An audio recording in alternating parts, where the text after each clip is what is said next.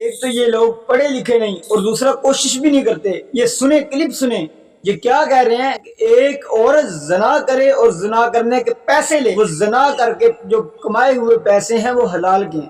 ملاحظہ کریں، ان کی سوچ کا اندازہ لگائیں. عورت زنا کروائے اور زنا کروانے کے پیسے لے تو یہ اس کے زنا کروانے کا جو زنا کروا کے جو پیسے لیتی ہے نا، یہ پیسے حلال مال ہے. زنا کی کمائی حلال ہوتی ہے، حرام نہیں ہوتی.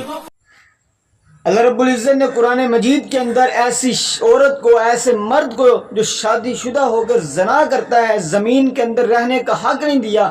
یہ زنا کے پیسوں کو حلال کہہ رہے ہیں، یعنی یہ زنا کو ہی حلال کہہ رہے ہیں. کیا ضرورت تھی پھر آپ کو کلمہ پڑھنے کی؟ وہی یہودی، وہی عیسائی، وہی بدھ مت اور وہی انگریز اچھے تھے آپ سے.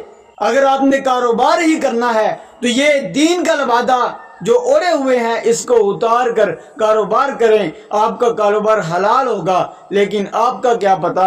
تو آپ یہ بھی کہہ سکتے ہیں کہ دین کا نام استعمال کر کے جو پیسہ کمایا جاتا ہے وہ بھی حلال کا ہے. کہاں کی پرسنالٹی آپ کو حاصل ہے کہ آپ دین کے نام استعمال کر کے پیسہ بٹوریں اور دین کے نام پر جھوٹ بول بول کر اپنے کاروبار کو چمکائیں اور اس کو بھی حلال قرار دے دیں. اگر آپ نے زنا کر کے کمائے ہوئے پیسے کو حلال کر دیا ہے تو آپ دین کا نام استعمال کر کے، دین کا جھوٹا لبادہ اوڑھ کے دین کے نام پر کاروبار کرنے کو بھی حلال کرا دے سکتے ہیں. بھی وقت ہے، آ جاؤ دین کی طرف، آ جاؤ توحید کی طرف، آ جاؤ شریعت کی طرف، آ جاؤ اسلام کی طرف. یہ اسلام نہیں جو تم بیان کرتے ہو، یہ اسلام نہیں جس پر تم عمل کرتے ہو. جب ملک الموت گھسیٹ کر جہنم میں داخل کر دے گا پھر تم معافیہ مانگو گے، اس وقت معافی نہیں ملے گی. اب وقت ہے، آ جاؤ بدعات کو چھوڑ کر، آ جاؤ خرافات کو چھوڑ کر، آ جاؤ گڑی گڑی باتوں کو چھوڑ کر،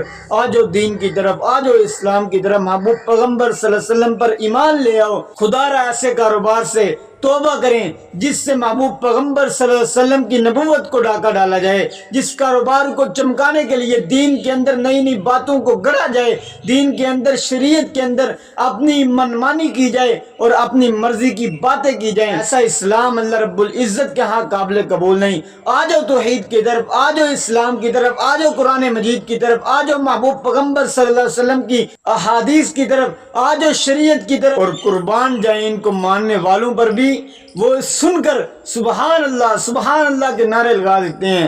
یہاں سبحان اللہ کے نعرہ لگانے کی بات نہیں، یہاں لعنتیں بھیجنے کی بات ہے. ایک انسان اسلام کی، شریعت کی اور قرآن مجید کی بات کو تبدیل کر کے اپنی رائے دے رہا ہے اور نہ کوئی حدیث پیش کر رہا ہے، نہ قرآن مجید کی آیت پیش کر رہا ہے. اتنی بڑی بات کر چکا. اللہ کے رسول صلی اللہ علیہ وسلم نے خود ایسے لوگوں کو اپنے ہاتھوں سے رجم کیا ہوا ہے جو زنا کرتے ہیں. اللہ رب العزت کا بھی یہی قانون ہے.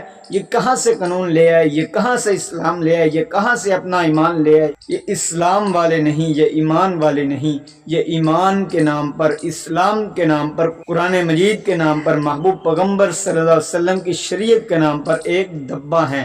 خدا را ان سے بچیں اور قرآن مجید کا خود مطالعہ کریں، احادیث کو خود پڑھیں.